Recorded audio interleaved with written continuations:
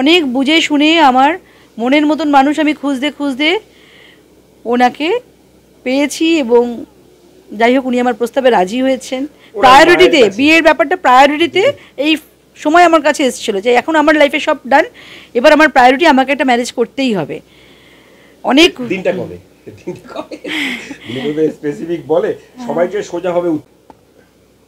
বিবাহিত এবং দাম্পত্য জীবন সুখের হোক, এটা আমরা আশা রাখছি আপনার কাছে। নমস্কার, ধন্যবাদ আশীর্বাদ করার জন্য। এই দিলীপ কোন মিডিয়া? ওকে, বলছি দিলীপদা একটা মানে বুক চিতিয়ে লড়াই করার একজন রাজনৈতিক ব্যক্তিত্ব। তার লড়াইটা মেদিনীপুর থেকে আরএসএস, একটা মানে শৃঙ্খলাবদ্ধ জীবনযাপন, তারপরে উঠে আসা রাজনীতিতে বাংলার রাজ্য সভাপতি, তারপরে তিনি সরে গেলেন, সুকান্ত মজুমদার এলেন। কোথাও রাজনীতি জীবনটা অনেকটাই পিছিয়ে পড়েছে, তার মাঝখানে এই ধরনের একটা ঘটনা হঠাৎ করে, কীভাবে সিদ্ধান্তটা কীভাবে? সিদ্ধান্তটা অ্যাজ এ হিউম্যান বিং আমার মনে হয়েছিল যে একটা মানুষ নিজেকে এভাবে সমর্পণ করলেন এত সততার সাথে, এতটা নিষ্ঠার সাথে, তারপরে একটা সার্টেন টাইমের মধ্যে উনি ওনার গ্রাফটা যেখানেই যতটা উঠে গেছিল, আবার নানান রকম নিটিগ্রিটি জনিত কারণে হোক, একটা টার্ময়েল সিচুয়েশনের মধ্যে আস্তে আস্তে ব্যাপারটা আবার গ্রাফটা নেমে যায়। অনেক রকম ফ্যাক্টর থাকে রাজনীতিতে, সবাই জানেন সেটা। তো আমার মনে হয়েছিল যে উনি ওনার পরবর্তীকালে একটা সার্টেন এজের পরে পার্টি, পলিটিক্স, প্রফেশন, প্রতিবেশী কেউই থাকে না। হ্যাঁ, তখন তার ঘরের একজন খুব কাছের মানুষকে প্রয়োজন হয়। তা আমি যেহেতু ওনাকে খুব শ্রদ্ধা করি, সম্মান করি, ওনাকে আমার খুব ভালো লাগতো, খুবই ভালো লাগতো। কিন্তু আমি কখনো ভাবিনি যে আমিও আমার একটা হাজব্যান্ডের ডিজায়ারনেস আমার শুরু থেকে, মানে আমি আমার ফার্স্ট লাইফে যে ভুলটা করেছিলাম 6 মাসের পরের থেকেই, মানে আমি আমার বুঝে গেছিলাম একটা ভুল করেছিলাম। তো যাই হোক, তারপর থেকে আমার একটা প্রপার মানুষের প্রতি একটা আমার ডিজাইন, আর আমি ভীষণ ডিগনিফাইড, আমি ভীষণ চুজি, ভীষণ সিলেক্টিভ, ঠিক আছে? তো জানবে হয়তো অনেকেই, যারা আমাকে চেনে জানে ভীষণভাবে আমি নিজেকে খুব স্যাক্রিফাইসের সাথে খুব স্ট্রংলি নিজেকে আমি ক্যারি করে এসেছি। তো উনি হচ্ছেন আমার ওয়ান অফ চয়েস। ওনার মধ্যে এত কোয়ালিটিস আছে না, এত পারফেকশান আছে, তার জন্য ওনাকে আমি জানি নিজের পারফেকশান ধরে রাখতে গেলে কত স্যাক্রিফাইস থাকে। আর মানুষ, আমাদের সমাজ কি জানেন তো, যখন ভাবি যে স্পাউস নিয়ে তো একা, আর যখন দেখে না এর মধ্যে তো অনেক কোয়ালিটিসগুলো বেরিয়ে আসছে, তখন একে কী করে আন্ডারস্টিমেট করবে, কী করে একে সাপ্রেস করবে, কী করে একে সাইড করার চেষ্টা করবে। তো এই সব জিনিসগুলো তাদেরকে জুঝতে হয়। তখন তারা ভাবে এত স্যাক্রিফাইস করছি, তারপরেও পারিপার্শ্বিক পরিস্থিতি কোথাও না কোথাও একটা দুঃখ হয়। তো সেক্ষেত্রে আমারও মনে হয়েছিল যে পলিটিক্সটা করতে গেলে আগে নিজের একটা সোলমেট, একটা মেন্টাল রিলিফের জায়গাটা আগে ঠিক করি, তারপরে পার্টিটাকে জুঝতে পারবো।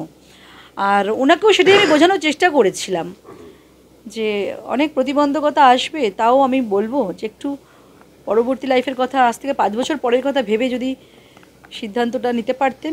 কোথাও কি মনে হচ্ছে যে এই যে আপনাদের একটা পারস্পরিক সম্পর্কতা কতদিন আগে গড়ে উঠেছিল, এবং আপনাকে প্রায় দেখতাম আমরা, মাঝে মাঝেই যেতেন ইকো, তখন অতটা ব্যাপার ছিল না। ইকো পার্কে যেতেন, ওনার সাথে আমার কথাবার্তা শুরু হওয়ার পরে মনে হয় ইকো পার্কে আমি 4 দিন বোধহয় গেছি। হ্যাঁ, 4 দিন গিয়েছিলেন, সেখানেও আমি উপস্থিত ছিলাম, এটা আমার একটা সৌভাগ্য বলতে পারেন। কিন্তু বাট ওই যে দিলীপদার সান্নিধ্যে আসা, দিলীপদার সঙ্গে কথা বলা, দিলীপদার আচার ব্যবহারটাকে নিজের মতো করে ভাবা, এটা তো সহজ সরল, তিনি তো সহজ একটা শৃঙ্খলাপরায়ণ জীবনযাপন, দাবাং নেতা, সোজা কথা সোজাভাবে বলেন, সেই জায়গায় কোথাও কি আপনাকে আমার তো হ্যাঁ হ্যাঁ হ্যাঁ হ্যাঁ আমার তো স্যাক্রিফাইস লাইফ, তো আমার কোনো অসুবিধে নেই।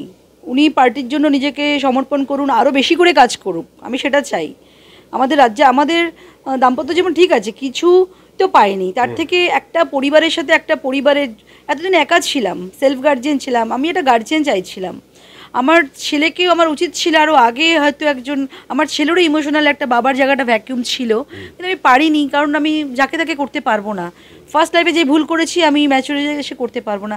অনেক বুঝে শুনে আমার মনের মতন মানুষ আমি খুঁজতে খুঁজতে ওনাকে পেয়েছি, এবং যাই হোক উনি আমার প্রস্তাবে রাজি হয়েছেন।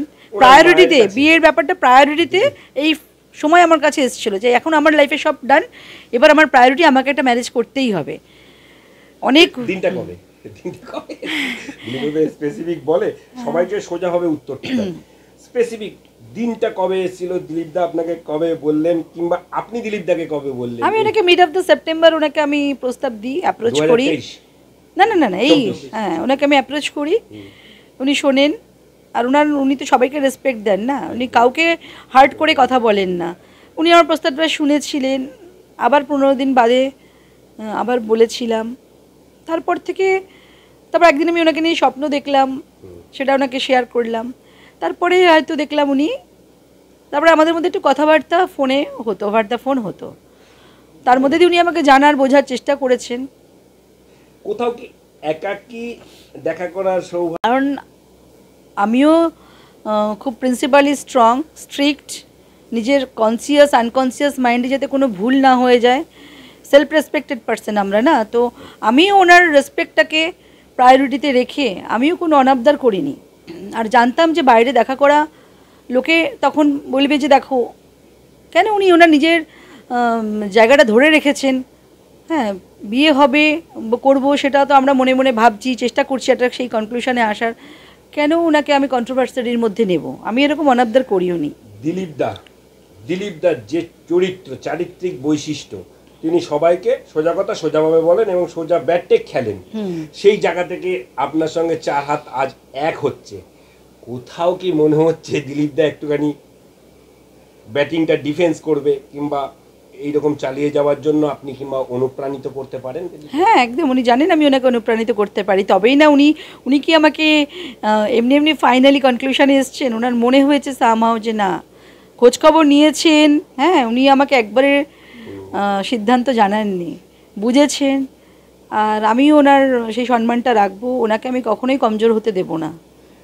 বলছি দিলীপদার বাড়ি আপনি গিয়েছিলেন? হ্যাঁ, মা ডেকেছিলেন, মায়ের সাথে আলাপ করানোর জন্য যেতে বলেছিলেন, পারমিশন দিয়েছিলেন, মায়ের সাথে কথা হয়। সেই সময় দিলীপদা অনুপস্থিত ছিলেন? হ্যাঁ হ্যাঁ, উনি বাইরে ছিলেন।